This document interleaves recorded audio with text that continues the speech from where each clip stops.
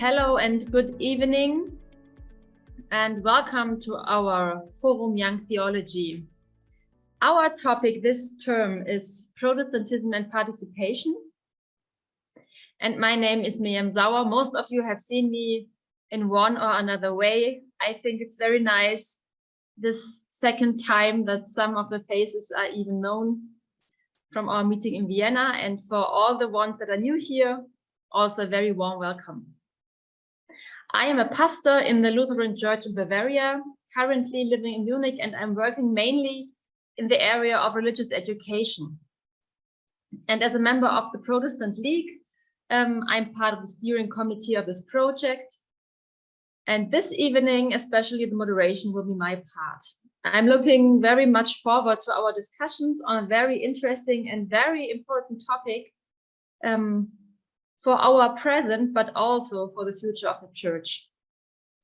And of course, a very special welcome is to Nathalie Neumann and Alexander Klein, both members and founders and workers of the Junge Kirche Gießen, a best practice which we are looking at tonight. And this church project is funded and created for younger Christians, where participation of non-professionals, or you can also say volunteers, has a very important role. And that's why we thought it would be interesting for us tonight to invite them to our lecture and have discussions with them. Very much welcome. I will introduce you later on with some more words.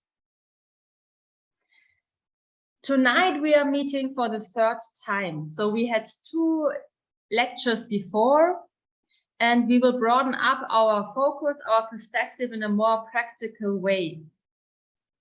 Let us have a very small glance back, just to see what has been discussed in the last lesson. In our first lecture, Adrian Schleifenbaum talked about church and civil society, and he focused pretty much also on the priesthood of all believers. Participation to him meant pretty much the relation between church and society. And as I know him and his books, his main question is how the church can get involved in society. In our second lecture, Markus Hütter introduced us to a theology of diaspora. He is from Austria, a so-called diaspora church, and he reflected on churches in minority situations. This is just 2 weeks ago, and maybe you remember that his focus wasn't so different to the one that Adrian said in the first lecture, but of course his context is quite another one. So while the last 2 lectures focused mainly on church and society, participation between these 2 poles, our lecture today will focus on participation inside our Protestant churches. And participation will be focused on non-professional or volunteer participation, participation of volunteer workers in our church. As always, our session tonight has the 2 poles. We are having 2 inputs, and then we have the 2 breakout sessions where all of you can discuss questions and where all of your national contexts are heard and can be seen. After this introducing ideas, I want to talk about 2 points. At first, I'm very curious to know and to hear, as kind of a warm-up for all of us, to find out more about volunteering in your countries. So especially volunteering in general, and then volunteering in your church. These 2 aspects we will look at in 2 Mentimeter questions, which Marcel will later on put in. I will tell you, we start first, it's here yet, but I'm also talking now very quickly. The second part of my introduction after our Mentimeter will give some ideas on how we can talk about volunteering in a theological perspective. I will give you some very small hints on what means volunteering to the Protestant church in Hesse, where the Junge Kirche Gießen is situated. And then I want to say 3 sentences on volunteering in the future of the church. So now it's time for you and your national contexts. Marcel, could you please give us the link? And the first question is, in which contexts do you see volunteer work outside church? In your context, where do you see volunteer work? And I ask you to follow the link in the chat. Okay, so the most important or frequented point is probably sports and university associations, music, scouts. Then we have some words that have lower mentions: children, orphanages, shelter, seniors, the bright area of social work, we might say. Foreigners, I see. Refugee work, I see here, up there. Okay, thank you for this. Then let's go on to the second question. And now I want to ask you to reflect on the question, where in your church do you see volunteering work? So please follow again the link in the Mentimeter chat, and we will see what this shows us.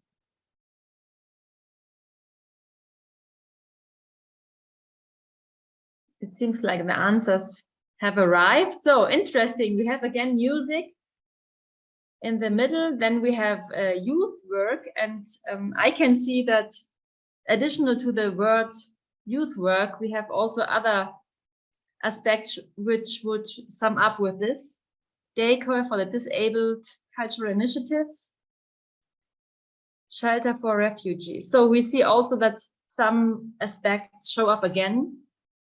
Let's see, what are the very special church volunteering areas? I see pastoral counseling, church council, synods, church boards, diaconia, children ministry, Bible groups,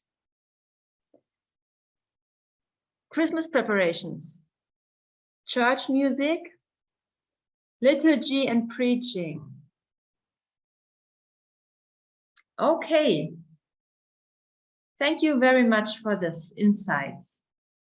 So we have a first idea what you understand and what you experience in the area of volunteering in your context. Some first theological thoughts, which might also be just repeating what we have heard until now. Volunteering is crucial to our Protestant churches. Volunteering is a vital sign of our functional understanding of the priesthood, or in the words of Martin Luther, the priesthood of all believers. It is this commitment that makes the diverse offerings of our church possible. So I think if you look at your and think of your communities and subtract everything that is done by volunteers, then probably the church will collapse. Everybody knows who works in church as a professional that we need the volunteers. So everybody can contribute with his or her gift and skill to our church, and this is also a biblical demand, that different gifts are given into the community. The future of the volunteering is a question which, at least in Germany, is pretty much discussed right now and has been discussed even more in the churches of Eastern Germany, because we see that the money is getting less and we cannot pay any longer so many people to do the work in the communities. And for me, sometimes it looks like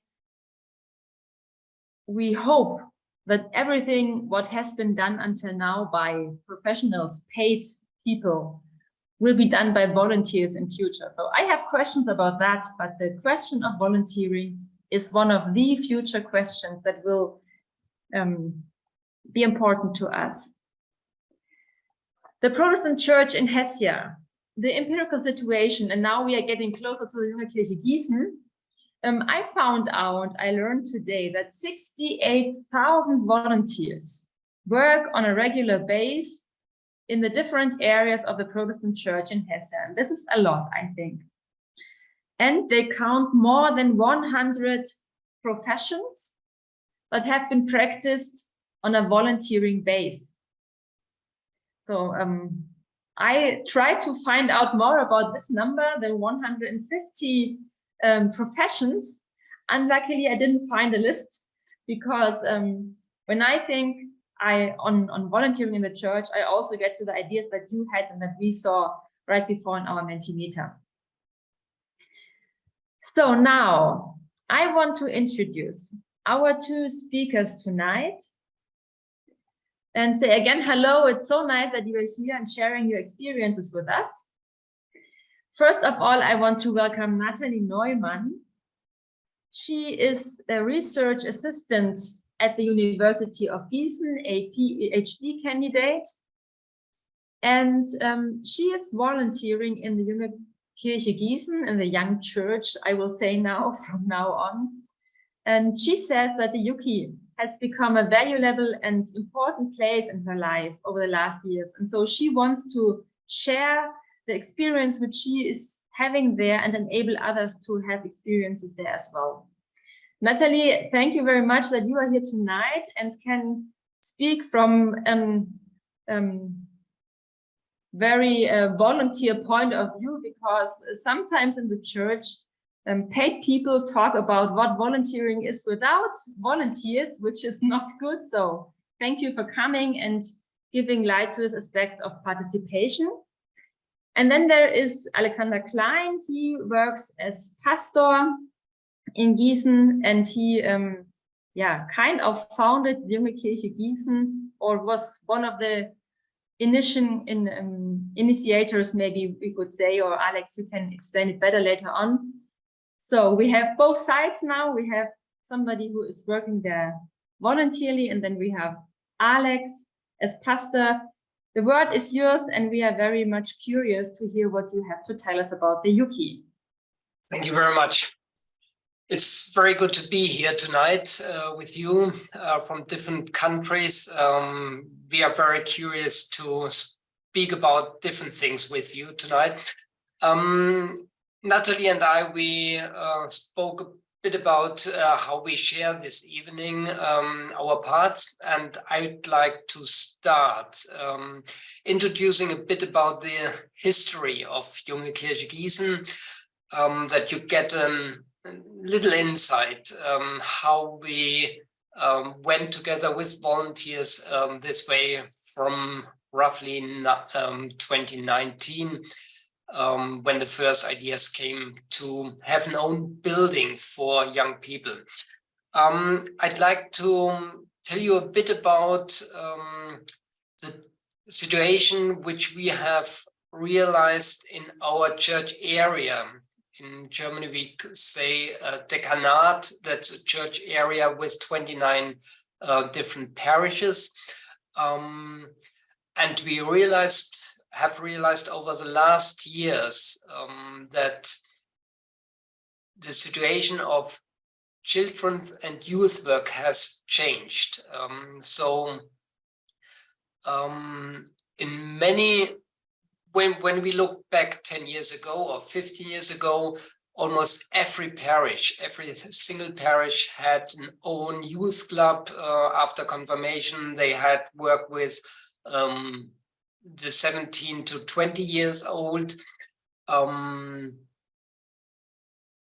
then from roughly 2015, 2016, we realized that not many parishes offer something for young people after the young people have been confirmed. So in Germany, they are roughly 13, 14 years old when they get confirmed. And we had from 29 parishes in 2018, we had only 3 or 4 parishes who offered work for young people aged 15 onwards. They did work with young children up to 12 years old or 11 years old children, but then there was no more work after confirmation. And we, as a pastor responsible for children and youth work in the church area, I had many meetings with volunteers and as well with people in full-time work with children and youth work. And we said, this can't be the way we want to go along for the next years. And with these thoughts, we had an offer from a parish who has 2 churches, and we got the offer that we can use one of the churches especially for young people. And from this point onwards, we thought about how can we build our young people's work differently to the way we have had it over the last 10 years or 20 years. And it was quite interesting to see that the volunteers, which we had for different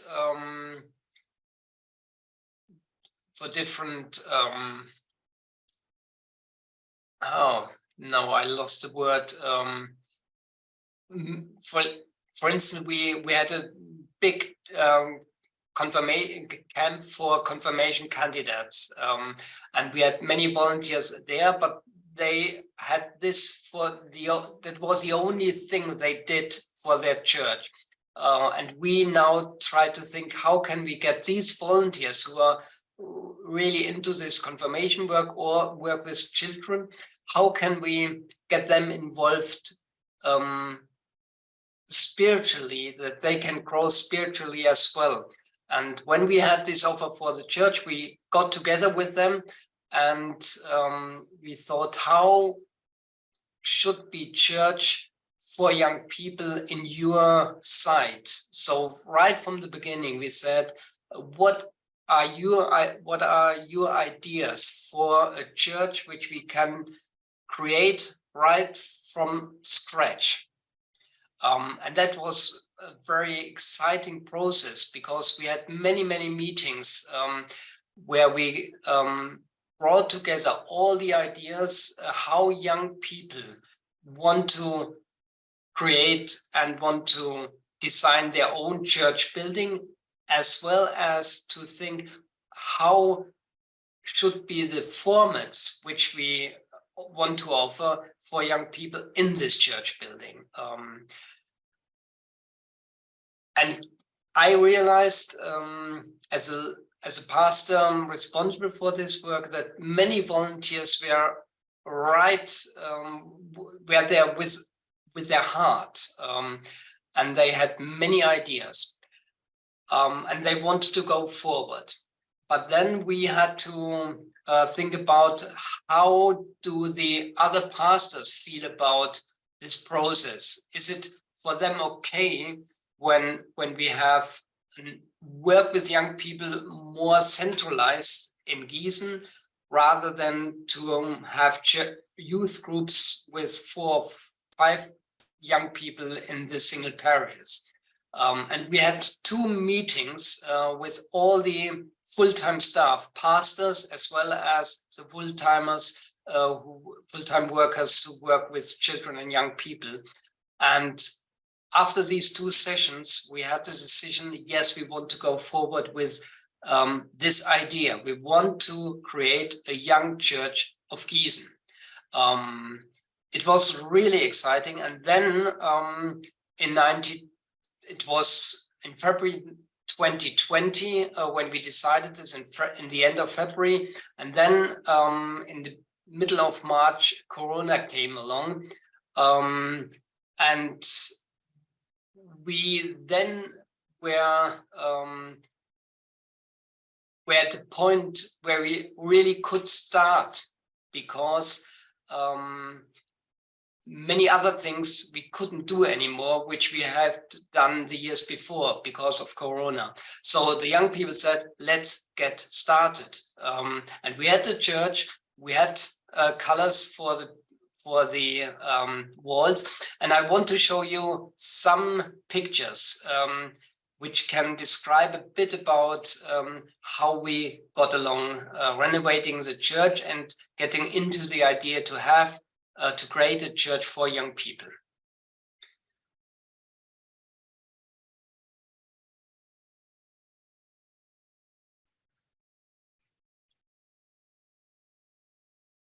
Brilliant. Okay, this was a church building in the beginning before we got started. The old kitchen in the main entrance area. And right from the beginning, we had young people, young volunteers who made it to their projects.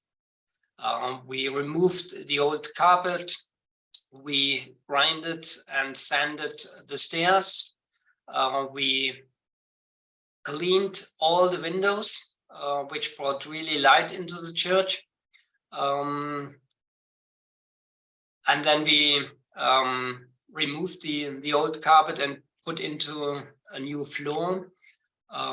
We had some older pictures which we weren't allowed to remove totally. So we thought, how can we design it a bit more young people's like? And we had our logo put into this place. We put on some sound absorbing panels for better chance to communicate with each other, which helped a lot. And outside we had an area because it was a kindergarten before, and with sand, and we had many volunteers who helped getting a new lawn into it, which looked much nicer. And young volunteers said we would like to have some chairs and tables outside, and they painted it and handcrafted it so that it looked like this afterwards. And this is a picture of how it looks like after renovating it. And I show you this picture because we started in Corona, and this was one of the Sunday morning pictures of our service. So we had a little breakfast, each one in front of the monitor, and we celebrated our services. I showed you the pictures because of that you can realize how it changed, especially of the process of redecorating it. Nathalie now tells you a bit about the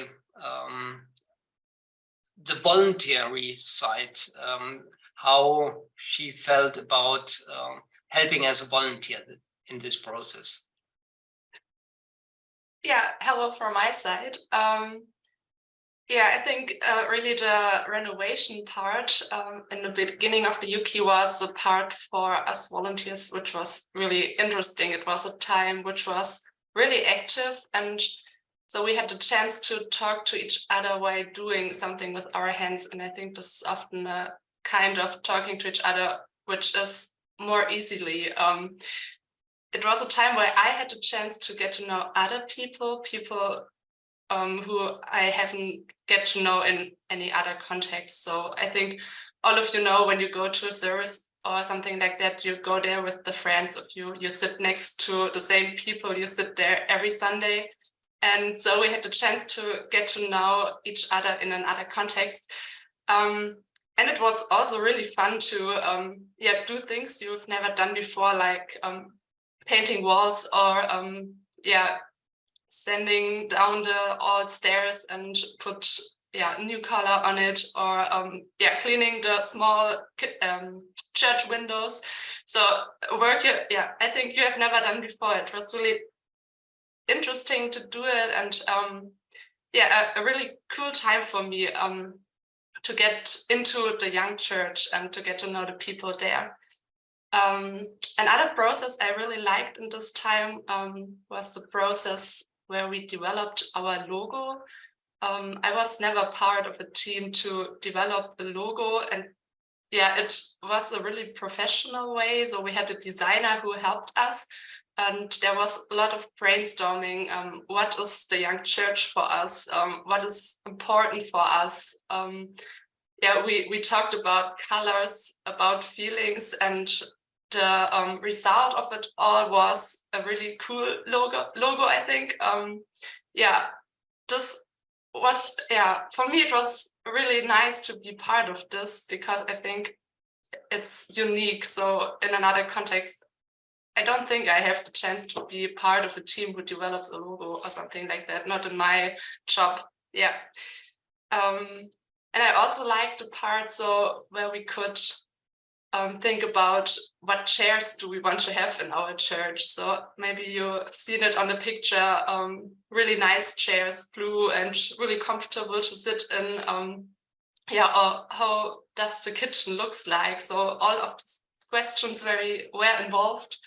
Yeah, I really enjoyed the process, how the UP developed. Yeah, Alex. Yeah. For me, as a full-time worker, it was very important to have the volunteers there right from the beginning, because I had some ideas. And after I shared these ideas, the volunteers said, well, it's okay, but we want to have it differently. And that was the point when I realized how important it is to have young people there who have their own ideas, and how important it is that they can put these ideas into action, and not to say to everything the full-time worker or the pastor says yes to it or amen to it, but to create their own church. That was a learning process for me, and it was a very, very important learning process. If we want to do things in church, we have to ask the people who participate, and who is the group we want to reach. So for me, it was a major present which I have received over the last 2 years, to work alongside with young people and young volunteers with it. And that's crucial for the whole work we do, to ask for everything we do, how do young people feel about it? How do our volunteers feel about it? And we only do the things which the volunteers want to do. So if they say, for instance, one last example, then it's time to go into the breakout sessions. Last 2 Sundays, 2 services before last, I was there in the morning and set on the lights in a color I really loved. Then a volunteer came and said, we'd like to have a different color. And I said, okay, we do a different color. So it's a small thing, but it's very important because they know much better what they need than I do.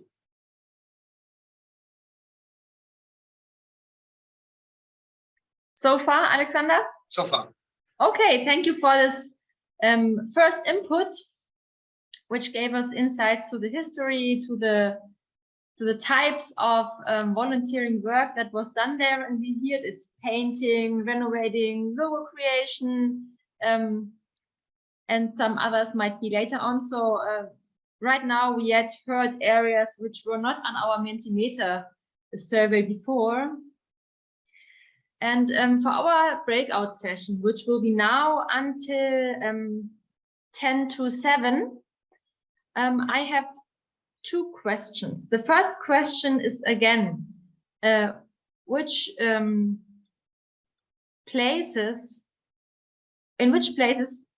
does the volunteer work takes place? And I want to thank you again with the things you have heard now. If you maybe think about other areas now, or you remember other aspects which you didn't before. And the second question is, we heard now that Alex said for them it was important, if we want to have young people here, then we need to realize a church that is based on the idea of young people. That's what I heard right now. And following this line, we want to ask you which groups, which persons are not present in your community as volunteers, like who is there and who is not there, just to reflect also what kind of structures do we provide and how do our structures and our offerings define the people that are coming. So these 2 questions are now up for our breakout sessions. We have 13 minutes from now, and we ask Marcel to send us away, please. And please introduce yourself in your breakout session. We never do it in the plenum because it takes too much time, but in the breakout sessions, it's a good idea to introduce yourself in the beginning. So now I'm finished. So I think everybody is back. We are more people than before. This is a very nice miracle. We were less people when we went to the breakout sessions than we are now. Welcome to everybody who joined our session now. And because we are not such a big group, I prepared a Mentimeter now for the result of our discussion. But as we are not so many people, I think it's possible that just every group shares some ideas, what you have discussed, what were your questions, or what was important to you, what did you find out, what is your personal learning. And Vittorio is very nice and disposable to talk about our group. Vittorio, would you start, please? Yes, of course. So in our group, there were representative of 3 realities, basically the Lutheran Church of Denmark, the EKD, or the German churches, and me as a representative of the Waldensian Church in Italy. And we have, of course, different situations and perspectives. I would say that in Germany, the situation is changing now, so people tend to think about the possibility of widen the engagement of lay people and volunteers who are not paid by the church leaders. And the majority of people involved in this kind of tasks are women, I would say. In Denmark, the situation is similar to Italy in the sense that, so with the exception of the masses or the services, basically all the activities involve wide strata of the church population, especially of young people and retired people, so a bit older. And this is the same in Italy.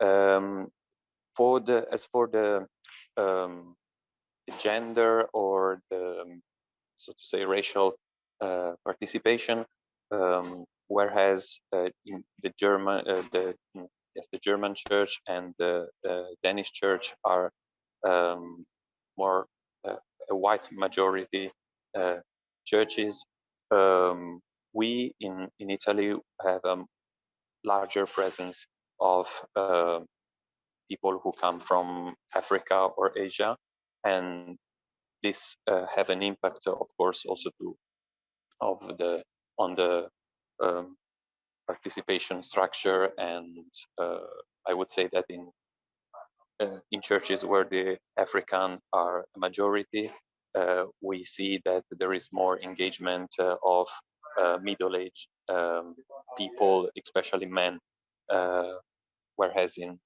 Italian churches there are more retired people and especially women. So I would say this is the point of our group. Thank you. Thank you very much. I think we had 3 groups. Is somebody from the other groups here to tell us what you discussed? What is your result? What is your learning? So in group 2, we had also for 4 different scenarios, even from the same country as the Hungarian church in Transylvania, and the German one is quite different just because of maybe because of the number, but we have the same tradition, the same use,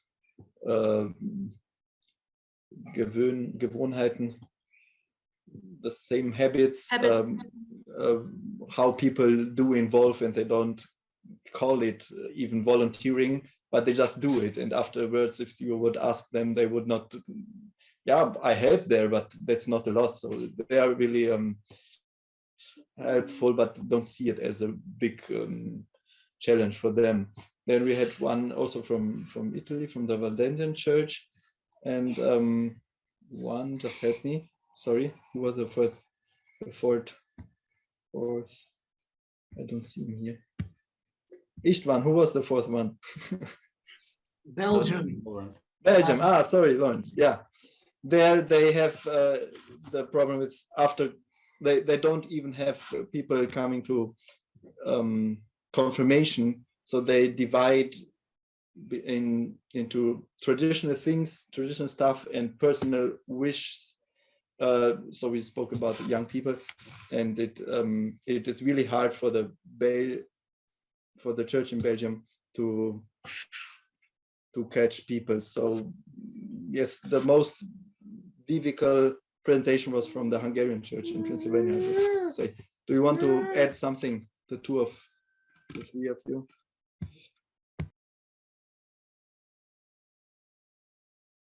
Not really, maybe one thing. In the Hungarian church in Transylvania, I don't really see a pattern about gender or age who are participating or not.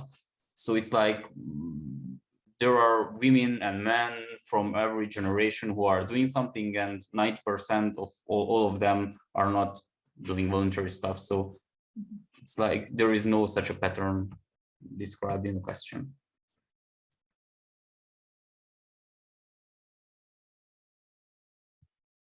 Thank you. Then we have one more group, I think. Who will report to us?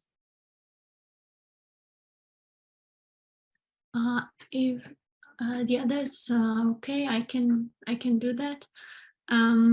We were all from Germany, and us again, we talked a lot about youth work and music. Those 2 parts where people get involved, even like in crossover. How do you say, formats, youth musical, something like that, happening in students' parishes, normal parishes, and in my case, it's a Catholic parish in Paris.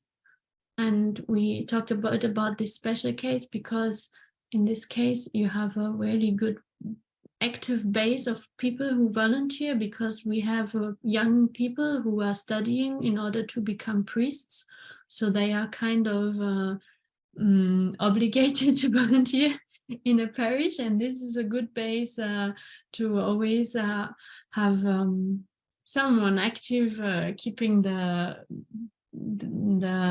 thing going. Yes. Thank you. So I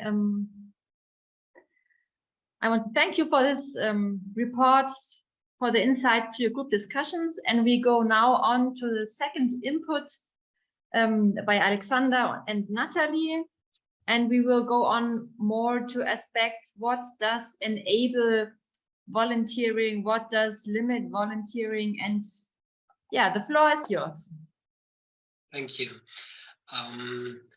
Nathalie will speak about her own perspective of voluntary work in a minute, especially to the question, what is she actually doing, or what are other volunteers do in our church? What motivates her to do this work? She's got a full-time job somewhere else, but what motivates her to get engaged in the Junge Kirche Gießen? What needs volunteering work? That will be an interesting thing for me to hear as well tonight. And maybe where are the borders? Where are the borders which are difficult to climb over for volunteers? I'd like to say, first of all, that I find it very important for church leaders in all our churches that we realize that in our case, young people, young volunteers have their own mind and have their own side how church should be for the young generation. And I find it so important that we really realize this and let young people things do in the way they want to do. I think that one of the very important things in all our churches, maybe we discuss it afterwards, what you think about it, but I find young people are so creative, so innovative, gifted, and as I said before, and they know much better than I do what they need, how church should be for them. So maybe Nathalie will tell us a bit about her perspective as a volunteer. Yeah, I think the setting or the area in which I volunteer is mainly the part of the music. So we had the chance, I think 1 year ago, a friend of mine and I were able to found a band, and it's such a present how the band grew in the last year. So I think we are now around 8 people with singers and a drummer, and since the last service also 1 girl at the keyboard and guitar and saxophone. And I think this is one answer on the question, what do voluntary work needs? So I think it's a place where we can bring our ideas, and the UK offers a place where we can bring our ideas. And so we just go to Alex and ask, could we found a band and can we play songs in the services? And he just said yes, and we started and get support we needed. I think this is the main part, what voluntary work needs. And this is so my area where I volunteer at the UK. I think other areas where we have voluntary work is also the services. So some people, or Alex, do you want to show the pictures? Then we can go along the pictures. Yeah, here you can see a picture from it's called UK Abend, like an evening of the young church where we come together, can spend time together, talk to each other, playing dart. I don't know the English word. In summer we spend time outside, and after some time we have an ending with a short input. We sing some songs, close the evening together inside. This is a part where we can just come and enjoy the time together. Here you can see the services we have a format which is called Eat, Pray, Laugh. So a service where we go and have breakfast or lunch, so it's a brunch together. And here are volunteers involved to prepare the food. You can see the nice buffet we have. This is a picture from the service.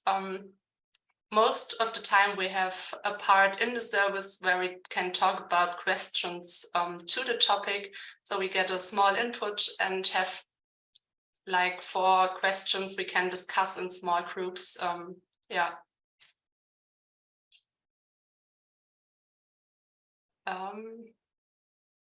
not sure from which format this is, Alex. Your microphone's up.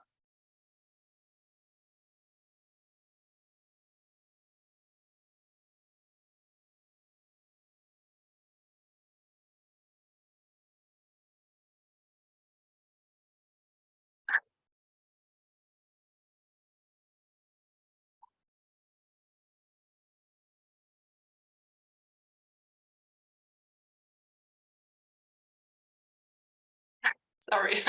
Sorry, I had to get out of the program to be able to switch on the microphone. Now you hear, I get back to the pictures.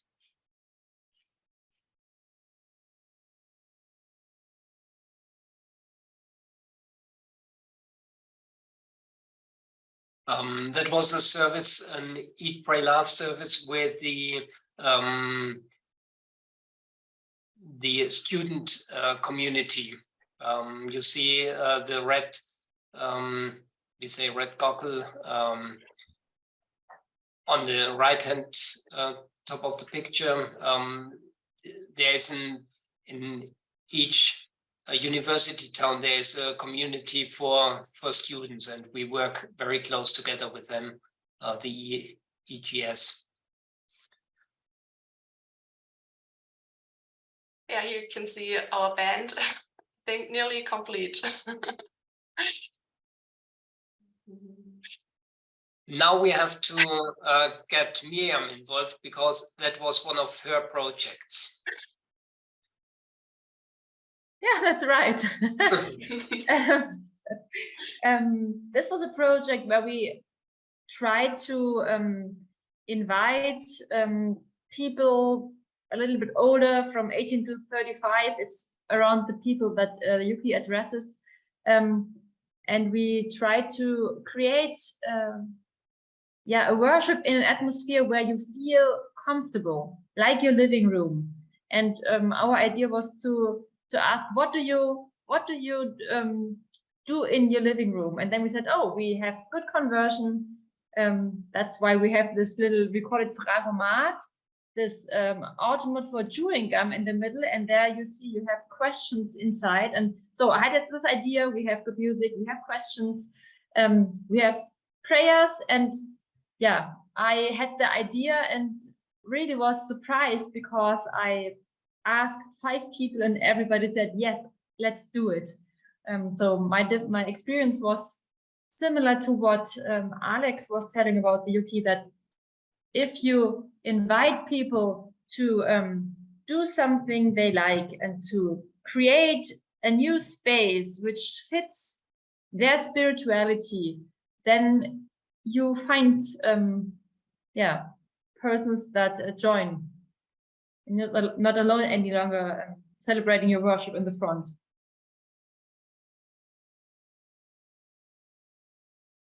Hey, Natalie, would you like to get on? Is it from a confirmation service? Yeah. So we also have some services for the confirmation candidates, and this is one picture of service. I think this is also part of it. This is a format, it's called UK Choice. There we can, before it takes place, we can decide if we want to do this or that. And the activity which get more voices is the activity we do together. And here it was a Creamy dinner. So they prepared together food, and it was like a story or a role play they played in the evening. Or we go bowling together. I think it was also part of Yuki choice. Yeah, or on the ice.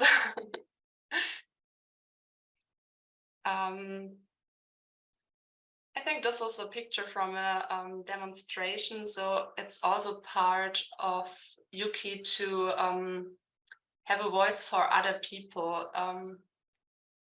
It was very important because many of the formats you now have seen were created by the volunteers. They said, we had one young lady who said in this beginning of the war, we really have to go outside as Yuki to raise our voice. So a volunteer said, and we did, which is important. And we had, yeah, maybe you can say something. I just missing the English word for Patenkind. It's Godchild. Godchild, yeah. Okay, thank you. So we decided together in the team that we want to support a Godchild and to give 10% of the money we have for it, and not only money for us, but also spend to others. And so it was the decision to have a Godchild we want to support. Yeah, this was another really great, I think, activity. It was to collect everything you see, like shampoo and toothbrush for the Ukraine war, that the people who come to Germany, es war noch in der Ukraine, ne? Das wir starting. Yeah, for the people in the Ukraine, that they can get all the things they need. And yeah, it was so much what we get from other people to put into the cartons and send there. Yeah. And the interesting thing, because that's the reason why we show this picture as well, it was Natalie who phoned us on Monday morning and said, I've heard about this project from one of the main firms who get help for refugees or for other people into different countries. She said, we should help them, and I could carry it afterwards in my own car. And then we decided, okay, if a volunteer from us says and has a wish to do it, we get started. And then afterwards we had really many people from outside. That was interesting, from outside helping us. They wanted to bring things, and they saw the situation and helped for 6 or 7 hours in the church. So we got new volunteers because of this initiative from a volunteer.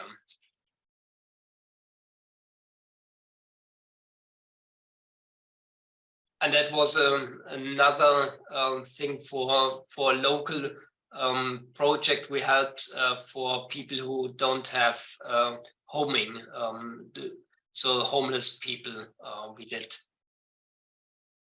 And that was for them as well, a musical. Yeah, you see our volunteers, some of them we meet every 3rd month as a group from volunteers. That's roughly half of the volunteers we have, and it's very important to meet quite regularly to speak about things we want to do and to speak about the things the volunteers have realized over the last weeks and months, to share it and to to help each other find the right way to go further on.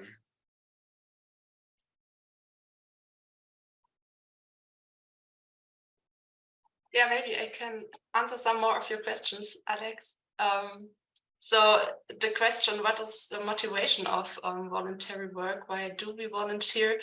I think one part is just having the community with others, to come there, to have the chance to meet other Christians. For me, UK is a place where I can meet other people in my age who are Christians or want to talk about faith. And I think it's also something what we can do which has a sense.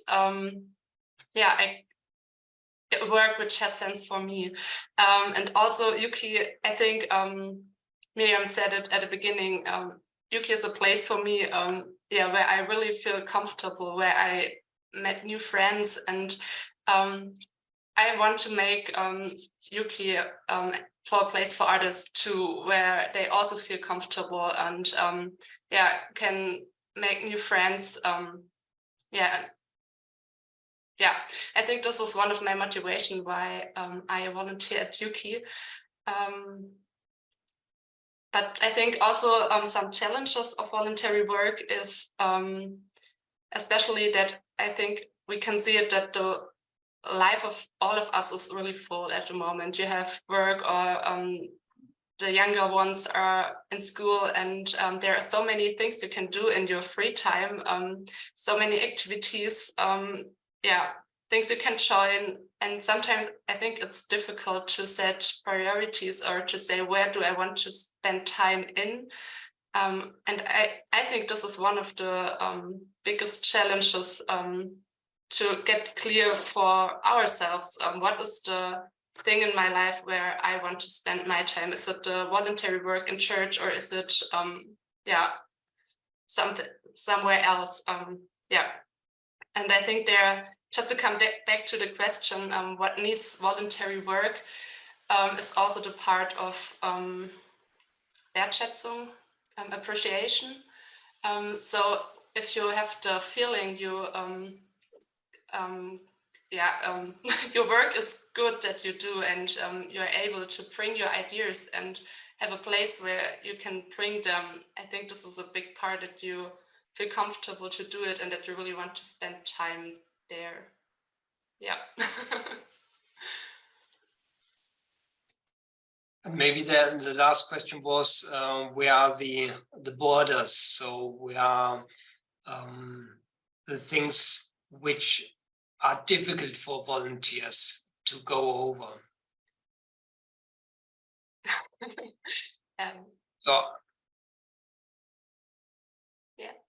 So are there some points where you say, I do my work up to this point and not further on? I really would say one part is really the time factor, how much time I can spend. And maybe sometimes it's also the question, how much responsibility I have. Can I carry it on my own, or do I need more support? Do I feeling alone with the exercise I have, or can I share it with someone else?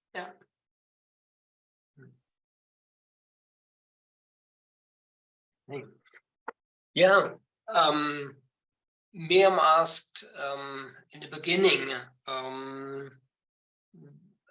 how should be voluntary work in the future in our churches?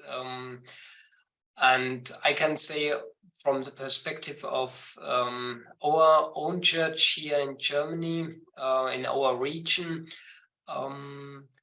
that we are in a process where many things change at the moment. So parish have come together, have to think about how can they work together.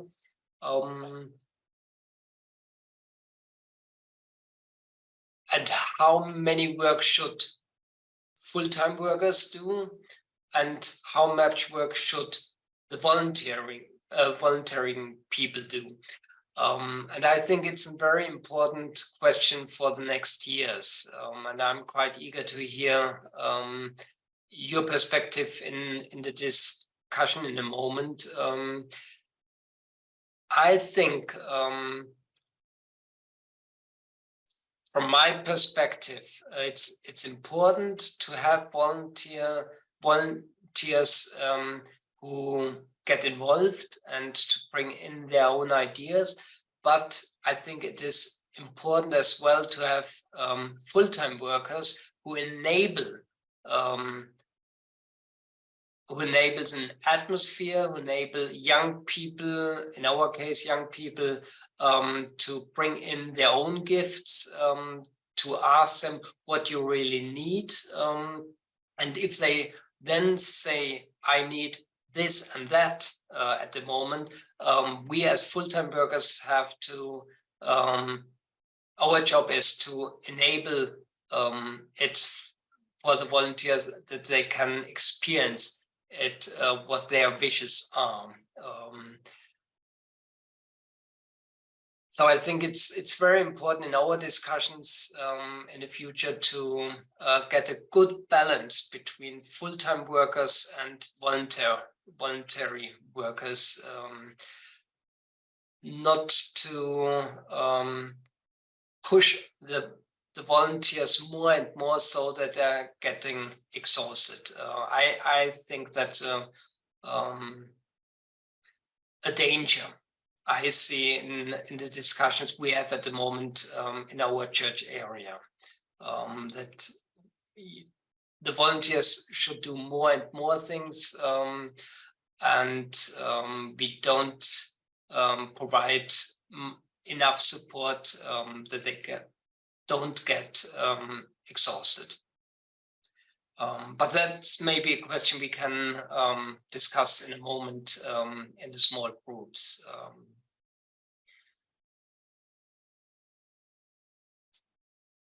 Yeah, I think maybe that's a point where we maybe can go into small groups again. Yeah, wonderful. So we are going to the breakout sessions part 2, and the questions we prepared for you are 2 blocks. First questions: what motivates me to serve as volunteer, and what factors limit my volunteering? This is the first part. And the second part: the future of the church depends on its volunteers. Discuss referring to the situation in your church. What do you think? Does the future of the church depend on its volunteers? And if so, to what extent does it depend on the volunteers? I think now we are a little bit, we have some more time than we thought. Then we can go until, let's say, 7:45. And if your discussion is finished, then you might just use it to have some water or go to the toilet and have a small break. And then we meet again at 15 minutes to 8. Could you write in the... Marcel, can you give it, or should I just do it? I can do it, wait. There it is, thank you. Okay, welcome back. We were interrupted. We completely lost the time. We had a very lively discussion because in our group, we had really 3 completely different systems. We have the very small Valdensen church in Italy. We have the big Landeskirchen in Germany, and then we have the state church, which Erasmus was telling us. So sorry, I think we are late to the party now, our group.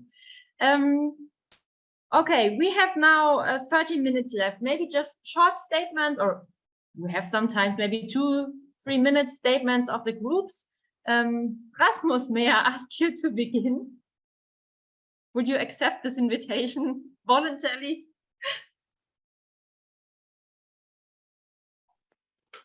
Yes, I can try. So we just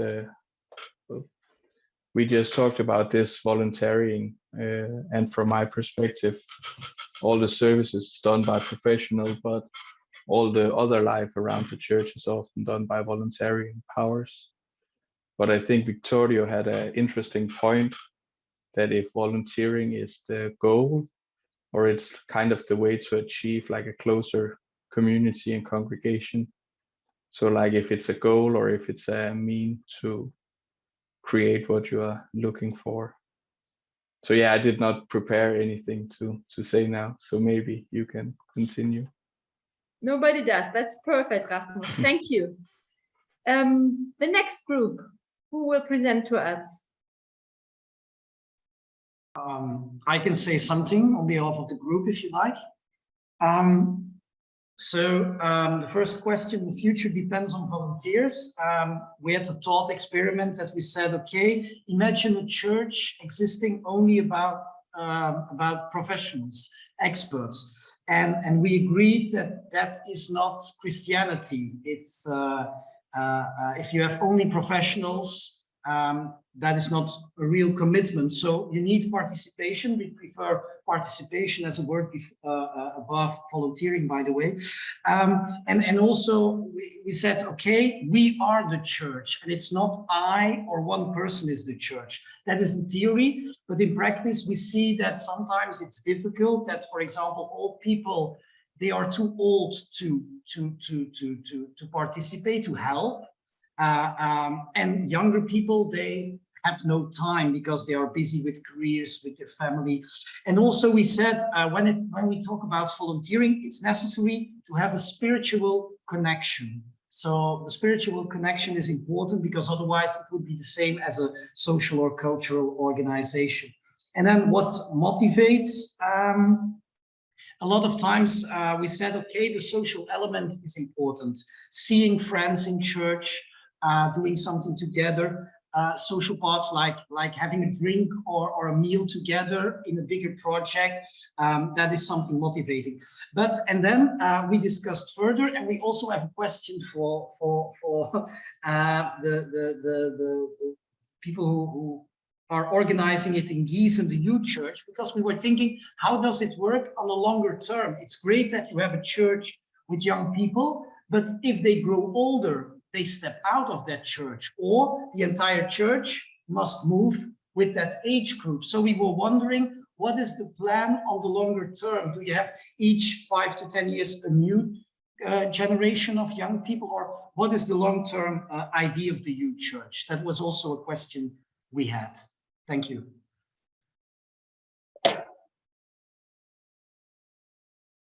Thank you, Lawrence. And your question, I wrote a question down. I will raise it again later on, so it's not lost. Thank you very much. The third group. So I can I would have something about the third group. We shared, so we're all from the German context, with Inse being in Paris. And we shared many negative experiences which we made trying to participate in church, and we all study or 3 out of 4 study theology and want to become pastors, and Alexander obviously is already a pastor, and we find this as a tension that we feel, having made so many negative experiences and now wanting to become pastors, like stepping into the role of the people we had so difficult times with. And Alexander talked about that pastors should open space for discussion, for growth, and for actions and for community. And this is something which can be said very easily, but it's very hard to put this into practice and to live this out as a pastoral concept and a pastoral being. And so we ended up with the question how it can be that so many pastors have such a hard time living this out. Why did they not learn this, and how should we, studying theology, pick up this competences that we think we should have?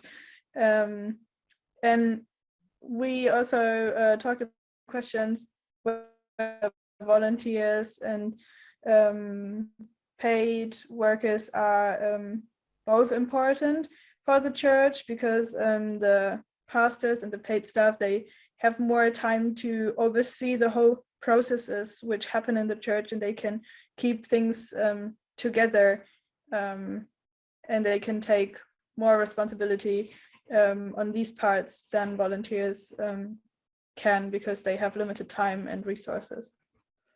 Yeah. Thank you, Hannah, for this. So we have 7 minutes left. I would ask again the question that was raised now for the Yuki, for Alexander and Nathalie. How does it work in the longer term? What is your plan? Are you founding a new Yuki every 10 years, or what's your perspective? Maybe you answer this, and this would be a good finish then also. Well, we really don't know what's going to happen. We realized when I looked into different young people churches in Germany as well as in England, I made the experience that some churches, they have a clever system to when the people, our main group is from 15 to 35. That's a group we have in our focus. And for instance, in one of the youth churches in Germany, the pastor said, we have another church where they can move on very easily into this church where people of 35 onwards meet. They said that's a good system to have. In England, I was introduced to a church of young people who moved with each other for 10 years, and then they still were together, and they became a family church. And now after 20 years, they are at the point to ask, where do we have something to offer for young people? And they have to rethink the whole process again. We don't have a plan B at the moment. We enjoy at the moment to build on our first 2 years, to go along with them. And I think we have to enable volunteers to be in the youth church, but as well have the perspective to engage with their local church when they get into a different life stadium, when they maybe have a partner and they get married or live together. Some of them will get children, and then they realize maybe it's now time to move on to our local church or to a church who offers things we actually need at the moment in our present life situation. And I think many people feel the process we are into, getting into it at the moment in Germany, where parishes have to link together, become maybe one parish. I think it's a good chance to offer on different places, different things for people in their special life experience. But we need as well to have some formats where all generations can get together. I think we shouldn't have only churches for young people and churches for old people, but we have to be careful that we don't lose the track that church community is the whole generations. Maybe if this helps, but we don't have the answer what we do in 10 years. Thank you for this answer, Alex. Now our time has nearly finished. Do you accept, Alexander, that this was your finishing statement, or do you want to add something? The last words would be yours. And then I would just invite for the next time and we would be done. I just want to thank you for having us and want to encourage you as future pastors that you still remember the things you have experienced as a volunteer. Don't forget this experience and try to change it then when you are in the position of a full-time worker. Enable people of all generations to bring in their gifts to go alongside with them spiritually and feed them with faith offer, and then let them do. I think that's the most difficult part, just to set them free, so that they can do their things as they wish, because they know better. Yeah, thank you, Alexander. Thank you, Nathalie. I think for me, I feel like we had two things. We had an inspiring example how church can be, and on the other hand, we weren't able to reflect also more fundamentally on our understanding of volunteering as a form of participation in the church. Thank you very much for coming and sharing your experience and inspiring us to think. I just want to invite you now for our next session. Next time we meet on the 15th of December. It's on the lower part on the left side. You find this also on our homepage. We meet 15th December on the topic of shelter and advocate, church and minorities. This is not on the diaspora theology again. It is on the question how church can advocate for minorities. And we are very glad to have Professor Dr. Thorsten Dietz, lecturer in Marburg and Zurich, and Priscilla Schwendimann from Zurich. I think, if I'm rightly informed, she is LGBTQIA pastor. So this will be also very interesting, I think. I would be very glad to see you again.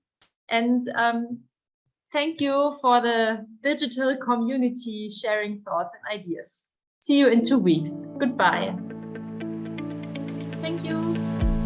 Thank you very much.